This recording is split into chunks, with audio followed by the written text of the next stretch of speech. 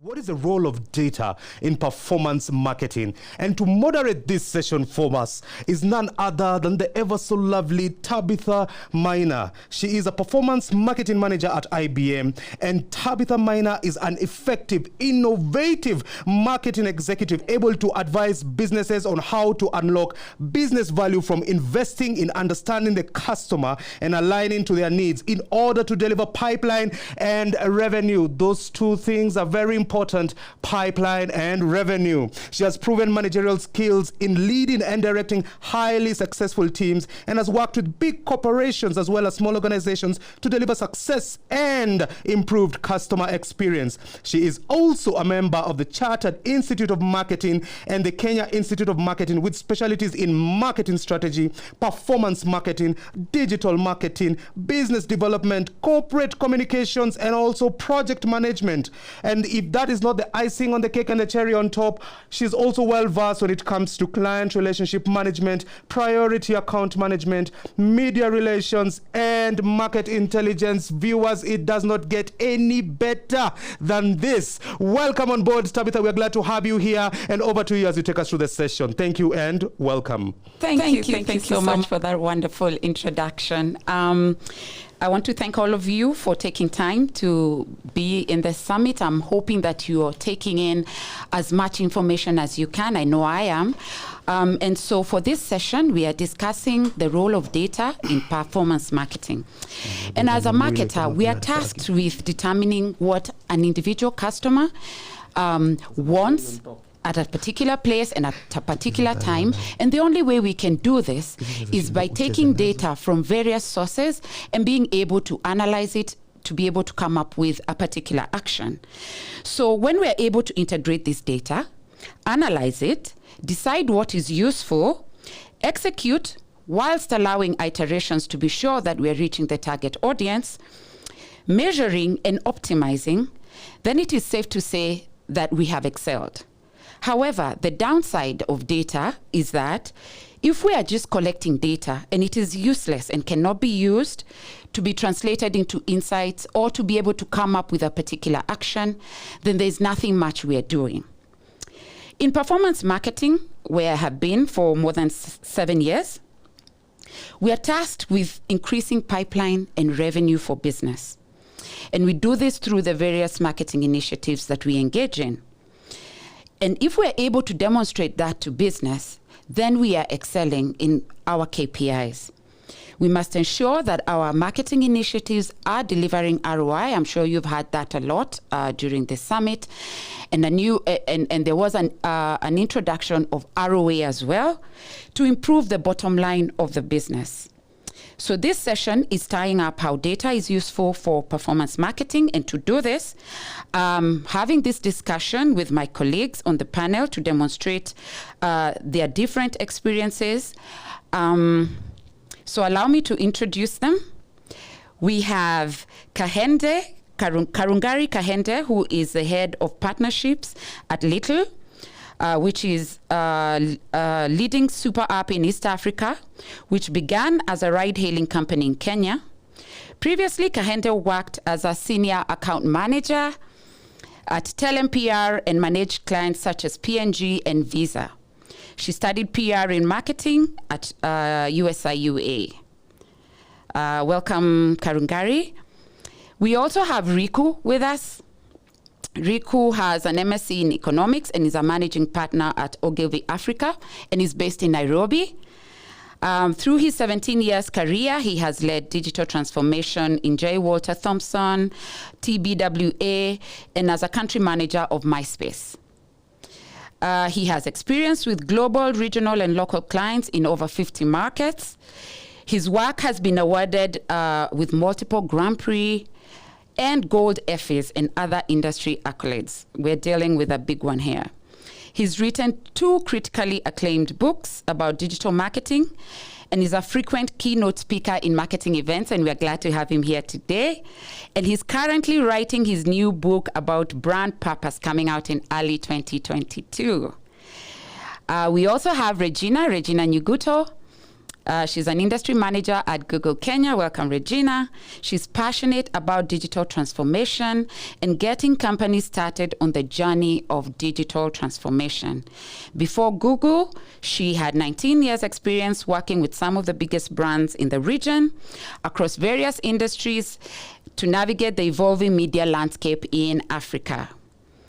Last but not least, we have Esther Kiringa, who is the Group Marketing Director at Smart Applications International, a secure ICT services provider in East Africa. She's been with Smart for over 12 years and has played key different roles from inception in establishing the revolutionary Smart Automated Medical Scheme Management Solution using biometrics controlled smart cards, serving over 1.4 million customers in over 8 countries in Africa.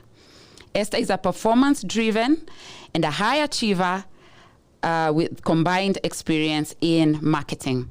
Welcome, ladies and gents. Thank you. Thank you. So to start us off, just talking about the different KPIs when I was starting off.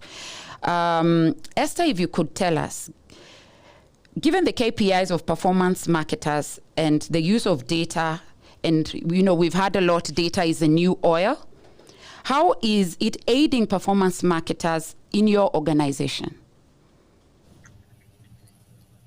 Thank you, Tabitha. Probably I can even start with just demystifying what performance marketing is. And this is a form of digital marketing where definitely organization or brands only pay their service provider once they've been able to achieve their set goals at the beginning of the day. And these set goals could be items like how many leads have been generated, what are the number of clicks, for example, as well as how many sales have been converted to definitely money in the bank. And for what, in terms of data, how you collect data and how we collect data and analyze it to be able to inform the different marketing initiatives that we bring forth. Coming from the ICT space, we have 2 key initiatives that we run to be able to collect data and how to use this data to inform what initiatives to carry out. One of it is through definitely the website, where we have been able to employ what is called search engine marketing, where through this you're able to see the number of visitors coming into your website, what they are looking for, and even which particular country they're actually accessing your website on. And using the various analytics tool, we're able to map this data and therefore get all these leads definitely with the various functions converted to sales in terms of the initiatives that we carry out. The other item is on paid up items. I know we all know that Google is one of the biggest search engines in the world. So by having paid up keywords where once a member searches for a particular item, be it a biometric, be it a smart card, then the visitor is redirected to a particular page and link. And this is able to definitely inform, when you analyze the data, what time are members accessing the website, what are they looking for, then you're able to convert this and carry out very detailed marketing initiatives to be able to convert each of these to money and return on investments. All right, that's awesome. And I'm just thinking, to be able to get to those sort of deliverables, sometimes as a marketer, and if you have not been practicing performance marketing, maybe in your previous roles, you don't know where to start. And I know, Regina, in your role as, guiding and advising different heads of business or business units on where to start in terms of measuring what their efforts are. What would you say to that marketer who wants to succeed in performance marketing in their role? Question, and thank you. Thank you for having me on the panel and for that question. So the first thing that I normally would advise is break down the silos within your organizations. So as a marketer, in the very traditional sense of marketing, I've been with markets for like 25 years. One of the things that you find is a process happens, somewhere in product or commercial, they decide, yes, this is the product we're going to launch. And then they tell marketing, right, here it is, go take it to market. To be a successful performance manager, you need to break those silos down so that as a business, you all understand this is the KPI. This is what we want to achieve. And Esther, I think you've just spoken about KPI. So really understand from a business perspective, what is it that we want to achieve? And I have to say, just a like is not a business objective. There must be a reason why you want that person to like that thing that you're talking about. So go further up and understand this business goal. What is it? To understand that, you need alignment with your C-levels, right? Understand from finance, what are the financial KPIs? What is it that we want to bring into the business? From there, you can then come back to marketing and say, right, so the business wants to achieve X number of sales. We want to achieve this amount of brand love or net promoter score, and whatever that goal is, then you will be able to achieve it. To do that, you must work with other teams. The other thing then that I say is look at within the organization, still look at who have you got in your teams and what skills do they have. In Africa, and I can speak about Kenya right now, but we do work across Africa. There's one of the things in SSA that's lacking the most is digital skills. So invest in your teams, invest in getting them digitally skilled so that they understand the terminology, they understand the how to achieve those things. Then once those kind of big picture things are in place, I would strongly advise that you then look at your assets. And when I say assets, we have two sort of types of assets. There is your digital assets like your websites, your apps, your mobile sites. If those things are not working, you cannot do performance marketing. I was listening to Agnes Gadaya earlier this morning. She's the country director for Kenya. In her keynote speech, she talked about your assets and how if your website loads in more than 3 seconds, you lose 50% of people who would have potentially been your customers. So is your website loading fast enough? Does it have the content that you need? Are you tracking those actions on the website that you want then to base your KPI on? So for instance, if you're an airline and you're selling air tickets, Betty was speaking earlier in the travel industry, and she's one of the customers that I work with. If I'm tracking how many tickets that I've sold, how do I know on the website? Can this person actually come to my website, find the ticket they want, pay for it, and redeem it right there and then in a seamless user experience? We also then would look at who are you looking for? And marketing traditionally has always been customer first, right? You always start with your user.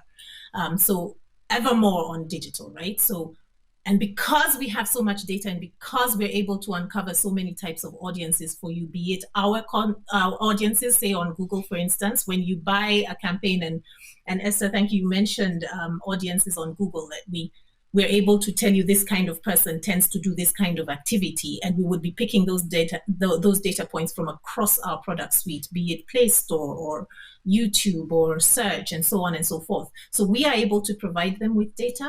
They also should be looking at how are you collecting your own data? Again, back to the silos that I mentioned earlier. If your product owner knows who your users are, what kind of information do you have on those people? And how can you then upsell to them, cross-sell to them? How do you use that data on your online platforms? Therefore, you should be investing in technology. That technology then will help you to harness this information. So when you think about your tech, it can't be something that marketing is doing in a corner. Again, break down the silos. What are your tech teams working on? How do you work with them? And then how do you get your finance people to invest in it? So you see why I started with break down the silos. There's nothing you can do in marketing for performance without working with your tech teams, with your finance teams, and so on and so forth.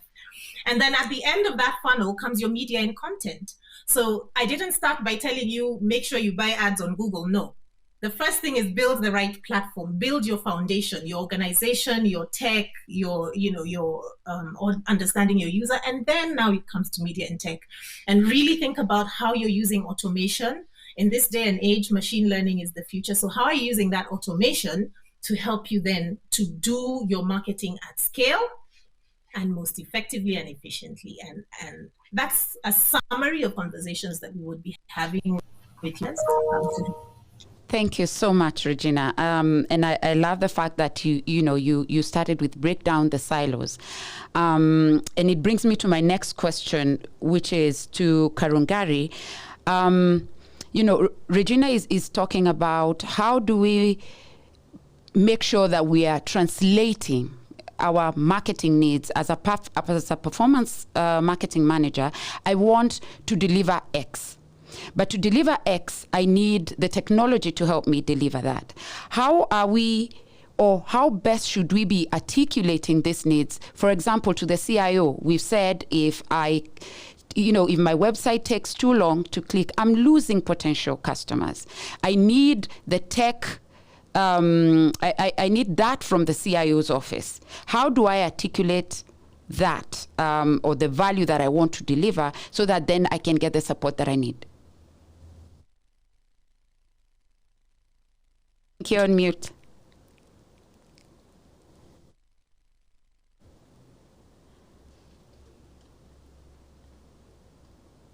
We can't hear you. We need you to unmute yourself. Okay, you're back. Oh, not yet. Okay. As we sort you out, Karungari, maybe let me move to my next question, which is directed at Riku. And I don't know if any of you had a chance.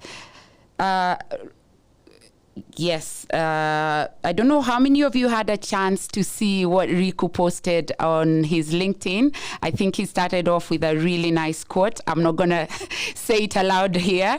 But Riku, with the introduction of policies, for example, GDPR, how are these policies impacting the role of performance marketers and marketers in general in the delivery? And even for agencies, for you who is with Ogilvy, how is that affecting your delivery for clients?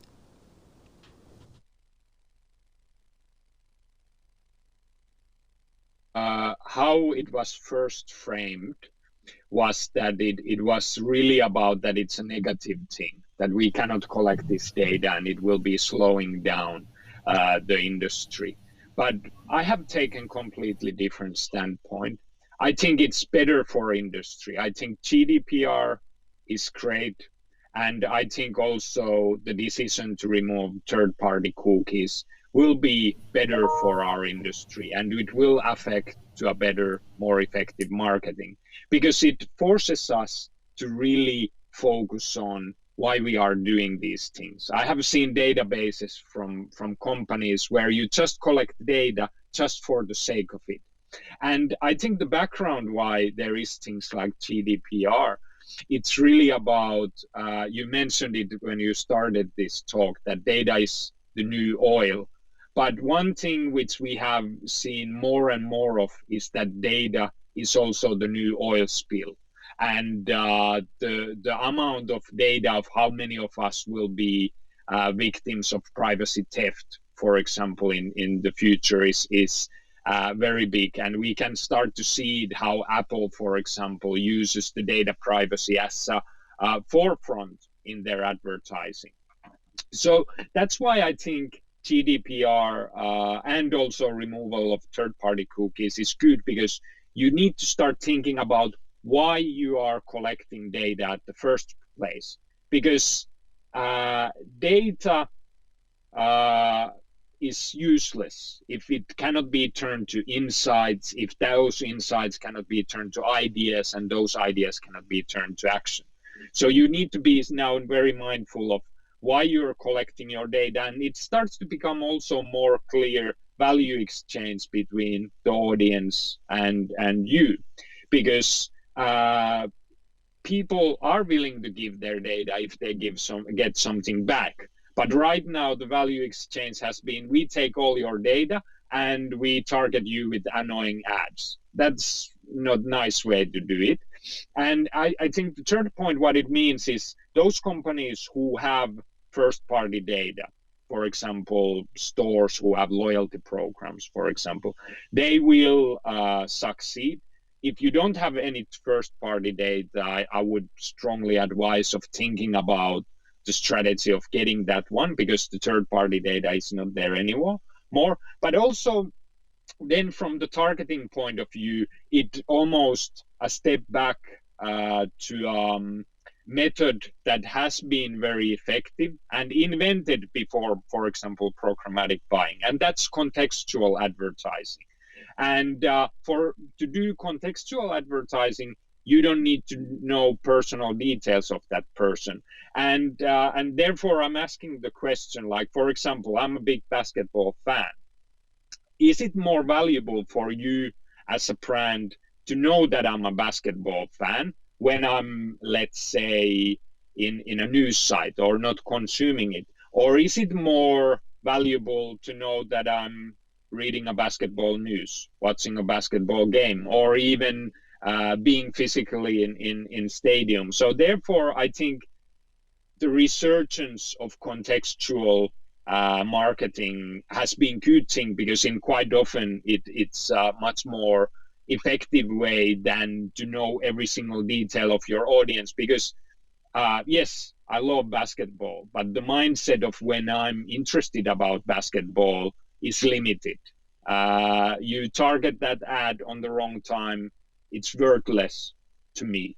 But when you target it to right context, then it's perfect. So I think those are the key three things that GDPR, the more emphasis on data privacy, and also the upcoming killing, which was now postponed but will happen at some point, of the cookies, will do. And so therefore, I think it will be net positive for the industry. Awesome. Thank you for that. And I think you're just reiterating what was discussed in the previous panel, that, marketing is changing, and we have to be changing, we have to be up to date with the changes that are taking place. And that allows us to be agile and to learn.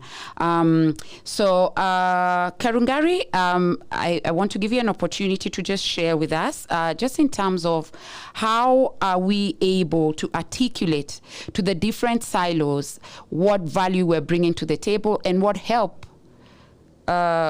we need. Okay. Esther, would you be able to answer this one for us? I think Karungari is having a few connection issues.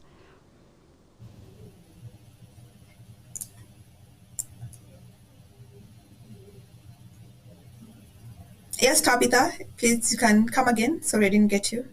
Going by what Regina spoke about, and even the different insights that we've been able to share during this session, how are we able to articulate our value to the C-suite, and more importantly to the CIO, who we need to be one of the greatest supporters in terms of developing tools and other things through technology to help us achieve what our KPIs are? Thank you, Tabitha, for that. One of the key things in terms of how can you be able to break down this to small manageable tasks, especially to the C-suite, is one, by defining and mapping the team members. For example, for the C-suite, if we look at what information are we trying to achieve, what is this marketing strategy going to bring to the business, and be able to define this for them in separate sessions, sitting sessions, in terms of these are the ROI that we intend to achieve by running this initiative within the quarter or within the month or half year or even an annual basis. And once that is done with the various teams, you will be able to definitely achieve your end goal at the end of the day. Out of time, and I want to give each one of you an opportunity to just share what would be your parting shot. Maybe I'll start with Regina. Great. So my parting shot is a quote from Charles Darwin. It's not the strongest of the species that survives, nor the most intelligent, but the one that is most responsive to change. Change is going to happen. Change is happening. Riku has just talked about GDPR. It's a change. It's going to happen. The consumer shift to digital platforms, it is going to happen. The organization structure change, it is going to happen. So the faster you adapt, the more likely you are to win. Absolutely. I agree with you 100%. Okay, let's go to Riku. Yep. Yeah, I mean, we quite often, and especially in these panels, we talk about how things are changing a lot. And of course, that's true, especially from technology point of view. it's so. But I would also want everyone to also look back of and for example, if we look the history of marketing and advertising as it's almost the narrative that before this time we didn't have any data of audiences, for example. But that's completely bogus, because if we think about direct marketing, you know where people lives, and that's one of the most valuable data point you can have. So in that sense, same way as you need to acknowledge that things are changing, you need to also respect and understand the history of how business has worked and see where we are actually doing the same things we have been doing, but just with the new names. And then when we have a real disruption in a place, because to me, sometimes, for example, performance marketing is just glorified name for direct marketing, for example. So I think it's always important to focus on the future, focus on the innovation, but not completely forgetting about what we have done in past, because sometimes it's just making that one and slightly better. Yeah, and I think we're just reiterating some of the key points that came out from the earlier sessions, that we cannot forget the basics of marketing as we, move on with the innovations that are coming through. And for you, Esther, what would be your parting shot? My parting shot would be on what we spoke about lastly, on GDPR, is to call upon all marketers to ensure that as we carry out marketing, we are aligned with these regulations. For example, one of the key things that regulation comes with is a matter of being able to seek consent on for us who do, for example, email marketing.